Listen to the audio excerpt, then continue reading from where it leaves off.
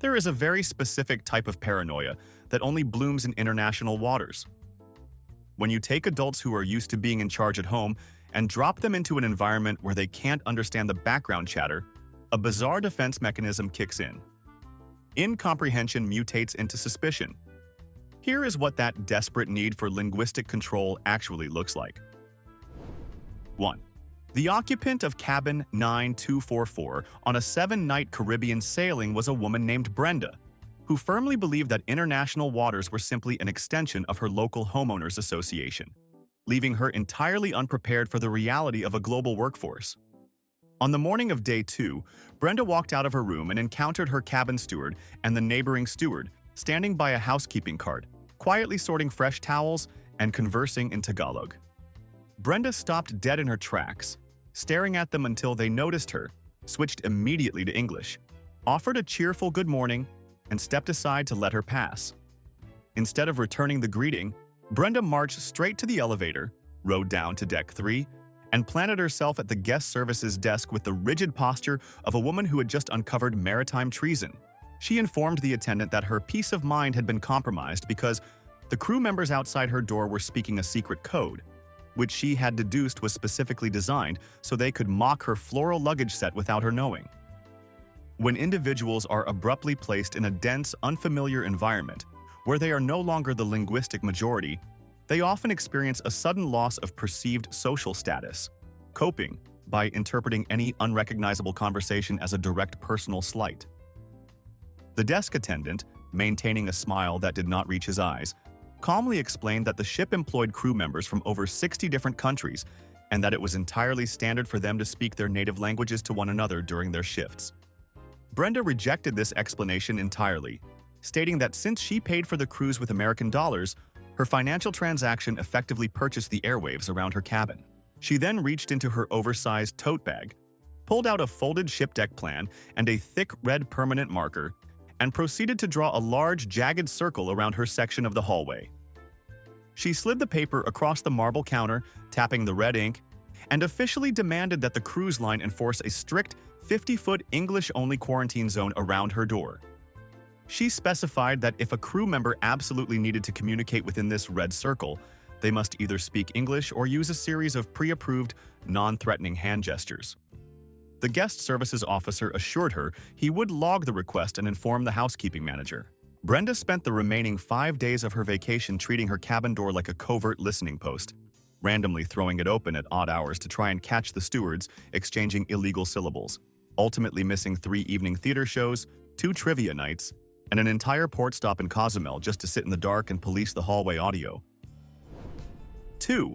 A gentleman named Greg found himself locked in a bitter dispute with a piece of plastic ceiling hardware during a sailing out of San Juan, Puerto Rico.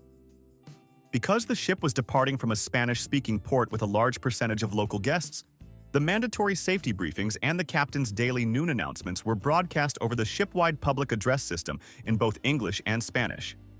For Greg, hearing an alternate language floating down from the speaker in his stateroom was an intolerable breach of his afternoon nap schedule, prompting him to call the front desk with a wildly illogical engineering request. He demanded that the ship's technicians selectively wire his specific cabin speaker to automatically mute itself the second the captain switched over to the Spanish portion of the update. The desk clerk attempted to explain that the public address system was a single, interconnected emergency circuit that functioned exactly like a fire alarm, meaning it was physically impossible to censor the broadcast by language for a single room on Deck 6. Unfazed by the absolute limitations of maritime electrical engineering, Greg filed a high-priority maintenance ticket claiming his cabin speaker was leaking foreign audio and requested immediate mechanical intervention. Roughly an hour later, a very tired shipboard electrician knocked on Greg's door, listened to the complaint with an entirely blank expression, climbed onto a step stool, and unscrewed the plastic speaker cover. The electrician stared at the completely standard, unalterable wiring for about 10 seconds, took out a screwdriver, tightened a random piece of metal that had nothing to do with the audio output, and announced that the English-only frequency filter had been successfully engaged. Greg nodded approvingly, handed the man a crisp $5 bill, and later left a glowing post-cruise survey praising the maintenance department for their swift action, completely oblivious to the fact that he just happened to sleep deeply through the noon announcements for the rest of the week. 3. Arthur, a 68-year-old retired supply chain manager from the Midwest, boarded a 14-night Mediterranean cruise and almost immediately decided that the entire vessel was operating under a highly suspicious lack of linguistic discipline. He was profoundly bothered by the fact that the international crew communicated with each other in their native tongues, viewing every non-English interaction not as casual workplace banter, but as a potential coordinated conspiracy against the paying passengers. Dropping a person into a massive floating city where they have zero actual power often triggers a desperate need to invent arbitrary rules to govern their surroundings, turning simple incomprehension into an elaborate security threat. Instead of simply eating his meals and looking at the ocean like a normal tourist, Arthur decided to become an amateur, self-appointed linguistic auditor for the cruise line. Tell me down in the comments if you would ever spend a vacation doing covert paperwork, because Arthur certainly did. He purchased a thick yellow legal pad from the ship's gift shop and dedicated his vacation to intense surveillance. He would station himself near the buffet omelet station, leaning casually against a pillar while furiously scribbling down times, locations, and phonetic approximations every time the Indonesian cooks switched to Bahasa Indonesia to ask each other for more spinach. He logged the exact facial expressions of the casino dealers when they spoke Romanian to the pit boss, noting in the margins of his pad that a brief chuckle was highly likely an insult directed at his choice of footwear. By day 10 of the voyage, Arthur had compiled 32 pages of scattered notes featuring highly inaccurate phonetic spellings of Tagalog, Hindi, Spanish, and Croatian, all of which he believed was irrefutable proof of a ship-wide anti-American sentiment. Armed with his dossier, he marched up to the guest services desk, placed both hands firmly on the counter, leaned forward, and refused to leave until he was granted a formal sit-down meeting with the hotel director to discuss his findings. In an attempt to de-escalate the situation, the request was surprisingly granted, and Arthur found himself sitting across a polished mahogany table in a small administrative conference room, sliding his yellow legal pad forward like a detective presenting evidence of a grand conspiracy. He tapped his index finger firmly on an entry from Tuesday at 1400 hours, loudly declaring that he had caught two men in white officer uniforms standing near the starboard lifeboats on deck 11, speaking what he described as a harsh, unregulated, and openly hostile dialect that clearly violated maritime law. The hotel director put on his reading glasses, leaned over the notepad, and silently studied the phonetic gibberish Arthur had painstakingly written down, which included the words summit, scran, and gobsmacked. The room fell into a heavy, uncomfortable silence as the hotel director took off his glasses, looked Arthur directly in the eye, and gently explained that the two men in question were the ship's first officer and the chief engineer, and the secret, hostile language he had spent 45 minutes tracking was just a heavy Scottish accent. The men were entirely fluent in English, had been born in Glasgow, and had simply been standing by the lifeboats discussing what they were going to eat for lunch. This revelation should have been the exact moment Arthur realized the sheer, staggering absurdity of his amateur spy operation, packed up his notepad, and returned to his cabin. Instead, he doubled down with spectacular, unyielding stubbornness. He refused to accept the explanation, arguing that if an accent requires a passenger to concentrate that hard to understand it, it cannot legally be classified as English and should be strictly banned in passenger-facing areas. When the hotel director politely declined his demand to force the senior officers to take a written vocabulary test, Arthur abruptly stood up, declared that the ship's management was compromised, and marched back to his stateroom. He decided the only logical next step was to escalate the matter directly to the corporate headquarters in Miami. Picking up the black telephone on his nightstand, Arthur dialed the external line and spent the next 2 hours and 45 minutes on hold, speaking to various bewildered customer service representatives over a crackling satellite connection. He meticulously read out his phonetic transcriptions of the Scottish officers, spelling out the word scran letter by letter to a very confused booking agent in Florida, completely consumed by his quest for linguistic justice. In his blinding focus on proving that a Scottish accent was a maritime violation, Arthur entirely forgot to check the small, plastic laminated placard sitting directly next to the phone. The ship's telecommunications network charged external satellite calls at a rate of $8.99 per minute. On the final morning of the cruise in Rome, Arthur's crusade concluded not with a corporate apology, but with a folded piece of paper slipped under his door containing his final folio, featuring a highly detailed, non-negotiable charge of $1,483 for the singular privilege of complaining about a Scottish man wanting a sandwich. 4. Kevin, a 34-year-old financial analyst, genuinely believed that the purchase of an unlimited beverage package granted him sweeping jurisdictional authority over the Mediterranean Sea. On day 4 of a Greek Isles cruise, Kevin found himself sitting on a motorized tender boat, transporting passengers from the ship to the port of Santorini. The tender was owned and operated entirely by the local Greek port authority, which naturally explained why the captain was currently shouting docking instructions to his deckhand in rapid-fire Greek. As the small wooden boat bounced heavily against the choppy volcanic waves, Kevin abruptly stood up, bracing himself against a rusty metal pole, and flashed his blue plastic cruise ship room key at the captain like an undercover detective badging a suspect. He loudly announced that since they had not yet technically touched dry land, they were still legally in corporate American waters, and all nautical commands needed to be issued in English, so the paying guests could verify they weren't being steered toward a timeshare presentation. The sudden removal of geographic boundaries often leads individuals to believe that their temporary consumer status acts as a diplomatic passport that overrides international sovereignty. The Greek captain, a man who had been navigating these exact waters since Kevin was still learning to tie his shoes, did not understand a single word of this geopolitical monologue. He simply stared at the man in the salmon-colored polo shirt for 4 incredibly long seconds, slowly reached up and pulled the boat's air horn string, drowning out the entirety of Kevin's demands with a deafening blast of compressed air before seamlessly returning to shouting at his deckhand. 5. The specialty Italian dining venue on Deck 8 was specifically designed to offer an authentic, immersive culinary experience.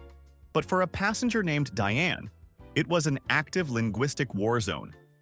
Diane, a 50-something real estate agent from Ohio, sat down at her reserved table, opened the heavy leather-bound menu, and immediately flagged down the maitre d' with the raw urgency of a woman reporting a structural fire. She pointed an accusing, heavily manicured finger at the entrees, stating that printing words like pappardelle and cinghiale was a deceptive corporate tactic designed to trick Americans into consuming things they had not properly vetted. When the familiar structure of daily life evaporates, travelers often experience a profound sense of cognitive overload, prompting them to fiercely micromanage trivial details just to regain a fragile sense of control over their environment.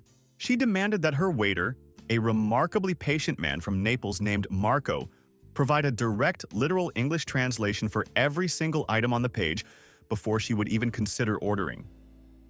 Marco politely explained that pappardelle simply meant a wide, flat pasta, and cinghiale was wild boar. Diane stared at him with narrowed eyes and asked why the cruise line lacked the basic decency to just print wide noodles with wild pig, so people knew exactly the level of farm animal they were dealing with. Emboldened by this small victory, she instituted a strict new table policy for the remainder of the meal. Marco was strictly forbidden from using any Italian terminology in her presence. He was not allowed to say grazie, prego, or buon appetito, as Diane claimed it felt highly exclusionary to her personal dining experience. Marco, whose customer service smile was firmly anchored by years of maritime discipline, nodded respectfully and adapted to the new rules. For the rest of the evening, the authentic Italian dining experience was reduced to an entirely sterile transaction. When Marco brought her the tiramisu, instead of presenting it with the usual flourish, he simply set the plate down and said, "Here is your coffee-flavored layered cake," to which Diane nodded in deep satisfaction, finally feeling that the restaurant was operating up to standard. 6. The onboard casino is a place where money constantly changes hands, but for a man named Gary from Texas, the real currency was pure, unadulterated English. Gary was playing blackjack at a $5 minimum table on a megaship sailing to the Bahamas.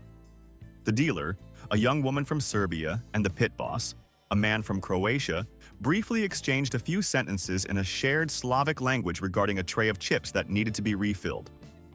Gary immediately slammed his hand flat on the green felt, startling the 3 other players at the table, and loudly declared that speaking a foreign language in a casino was a direct violation of international gaming laws, completely inventing a statute on the spot. The pit boss calmly walked over, smiled professionally, and assured Gary that they were merely discussing chip inventory. Gary refused to accept this, insisting that he had played in Vegas for 20 years and knew for a fact that non-English conversations were a known tactic used by dealers to signal to each other exactly which cards were coming out of the shoe. He demanded that the casino manager freeze the current hand and rewind the overhead security tapes to hire an independent translator to verify what had just been spoken over the chip tray. The absurdity of demanding a forensic linguistic audit over a $14 hand of blackjack was completely lost on him. When the manager politely declined this entirely unhinged request, Gary angrily cashed out his chips, grabbed his half-empty pina colada, and stated he was taking his business to the slot machines, proudly declaring that at least the machines had the decency to steal his money in English. 7. Have you ever noticed how the lowest stakes competitions on Earth consistently produce the most intense amateur legal scholars? Pam and Shirley, two retired sisters from Arizona, found themselves situated in the ship's massive glass-domed atrium for a mid-morning session of classic television trivia. Because this particular sailing out of Fort Lauderdale had an unusually large contingent of Brazilian passengers on board, the cruise director's staff member, a remarkably energetic young man named Tiago, was reading the trivia questions over the microphone in both English and Portuguese. For the first 3 rounds, Pam and Shirley sat stiffly in their plush velvet chairs, furiously whispering to each other, glaring suspiciously at the surrounding tables, and strictly guarding their answer sheet with their forearms. By round 4, Shirley had seen absolutely enough of this linguistic duality. She marched directly up to Tiago's podium right in the middle of a question about the cast of the Brady Bunch, holding her miniature yellow golf pencil like a weapon. She formally objected to the bilingual format, claiming it created a severe mathematical disadvantage for the American players in the room. In environments where actual stakes are entirely non-existent, the human brain frequently manufactures intense, illogical competition over worthless plastic trinkets just to simulate a necessary sense of daily achievement. Shirley confidently explained her deeply flawed logic to the completely silent, highly confused room. Because the English question was read first, the Portuguese speakers had the entire duration of the translation to process the clue, giving them nearly double the cognitive time to remember the correct answer. She actually pulled her smartphone from her floral purse, opened the stopwatch application, and showed Tiago that the foreign guests were getting an unauthorized 4.2-second mental advantage. She demanded an immediate restructuring of the entire game. Her proposed solution was that Tiago must read the English question, stare at his stopwatch in absolute silence for exactly 5 seconds to allow the Americans to think, blow a loud referee whistle to signal the end of their turn, and only then proceed with the Portuguese translation. Tiago, holding a stack of laminated trivia cards and a grand prize consisting of a branded rubber keychain worth roughly 40 cents, blinked slowly at the 2 women. Rather than argue with amateur sports regulators, he simply smiled brightly, thanked them for their invaluable feedback, and switched the format entirely, reading the remaining 15 questions exclusively in Portuguese first.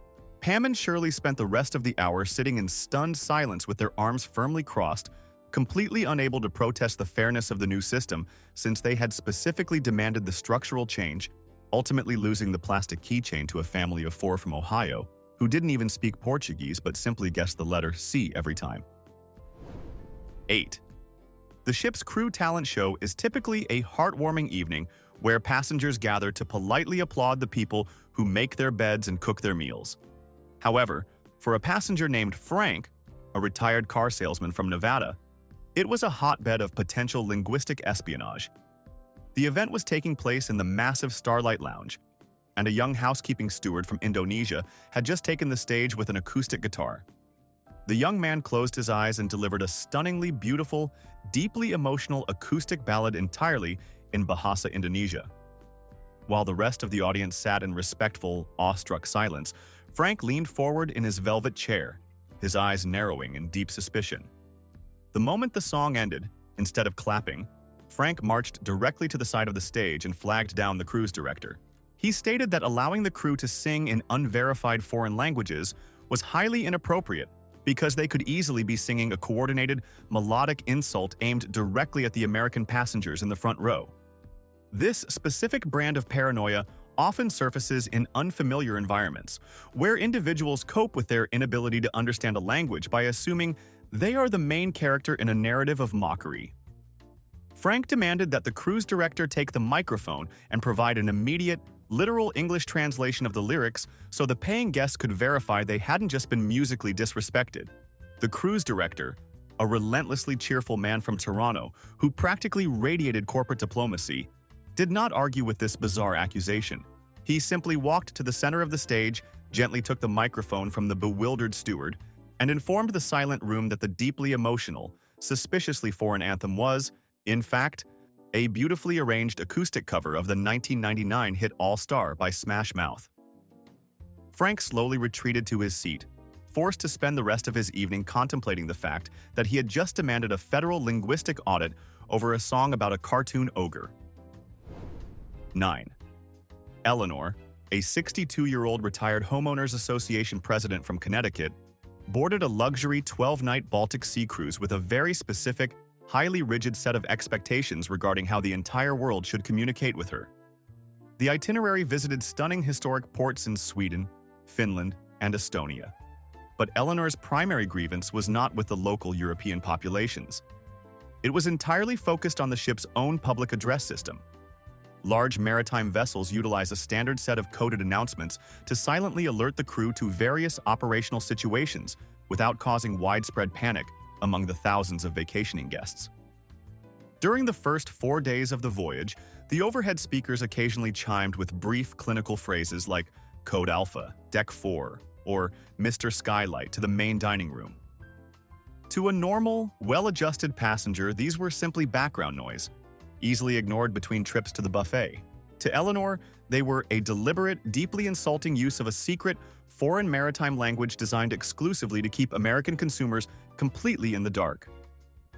Eleanor fundamentally believed that purchasing a premium balcony suite granted her full security clearance for every single operational detail of the vessel. The psychological need to control an environment often manifests as an obsession with information. When people are floating on an unpredictable ocean, they falsely convince themselves that knowing absolutely everything will somehow guarantee their physical safety. Instead of enjoying the stunning views of the Stockholm archipelago, Eleanor purchased a small leather notebook from the ship's gift shop and began obsessively logging every single coded announcement. By day 6, she had convinced herself that Code Alpha was actually a foreign military designation, and she marched down to the guest relations desk with the fierce determination of a woman about to expose a massive corporate cover-up. She demanded a formal sit-down meeting with the guest relations manager, presenting her leather notebook as irrefutable evidence that the crew was communicating in an illegal, non-English nautical dialect. She stated that Mr. Skylight was clearly a fictitious foreign operative and demanded that all future emergency announcements be broadcast in plain, unfiltered American English. The manager politely attempted to explain that international maritime codes are standardized globally for safety reasons, specifically so crew members from 50 different countries can instantly understand the exact nature of an emergency. Eleanor flatly rejected this logic. She leaned over the marble counter, tapped her heavily ringed finger on her notebook, and loudly declared that she was a grown woman. She had paid for the premium beverage package, and she demanded the fundamental right to hear exactly what was happening on the ship in words she could naturally understand. She insisted that if any situation whatsoever occurred on Deck 8, where her suite was located, she expected the officers to drop the secret codes and tell her the exact, explicit truth in plain English. The manager, realizing he could not effectively argue with a woman who treated international maritime law like a neighborhood noise ordinance, simply nodded, typed a highly specific note into her digital profile, and wished her a wonderful afternoon.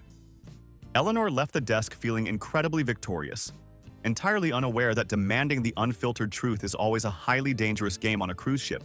The highly anticipated twist arrived 2 days later, during a formal gala evening as the ship sailed toward Helsinki. Eleanor was standing in the busy, crowded hallway outside her cabin, chatting loudly with a group of newly acquired friends about her successful crusade for linguistic transparency. Suddenly, the overhead speakers crackled to life. Instead of a standard, discreet maritime code, a heavily accented, incredibly stressed voice from the bridge echoed through the hallway. Following a highly localized disaster, A junior officer had apparently seen the absurd, plain English override note on Eleanor's cabin profile, and in a moment of pure operational panic, decided to fully comply. The speakers did not announce a code Bravo or a code Alpha. Instead, the voice boomed out in perfectly clear, undeniably plain English for the entire deck to hear. Attention Deck 8 guests. We have a severe biological plumbing failure in cabin 8144. The occupant, a Mr. Harold Jenkins, has apparently attempted to flush a heavy orthopedic walking shoe down the vacuum toilet system, resulting in a massive, high-pressure backup of raw sewage that is currently overflowing into the starboard corridor. Maintenance team, please bring industrial mops and biohazard bags to cabin 8144 immediately. The entire crowded hallway fell into a dead, horrifying silence. Everyone slowly turned to look directly at Eleanor, who was standing completely frozen in front of cabin 8144, her face draining of all color. The heavy wooden door to her suite suddenly clicked open, and her husband Harold poked his head out, holding a dripping white towel and looking incredibly guilty. Eleanor had spent 6 days relentlessly demanding that the crew abandon their polite, secretive foreign codes and deliver the absolute truth in plain American English. She got exactly what she asked for. For the remainder of the 12-night voyage, Eleanor never once complained about the public address system, desperately wishing the ship would go back to speaking a language she didn't understand. If there's a pattern here, it's that routine disruption makes the human brain deeply suspicious of anything it doesn't instantly recognize. I want to know, how many seconds of Kevin's maritime law lecture would you have lasted before pulling that air horn? Drop a comment. Subscribe if you want real, documented psychology of travel, because reality is vastly funnier than made-up drama.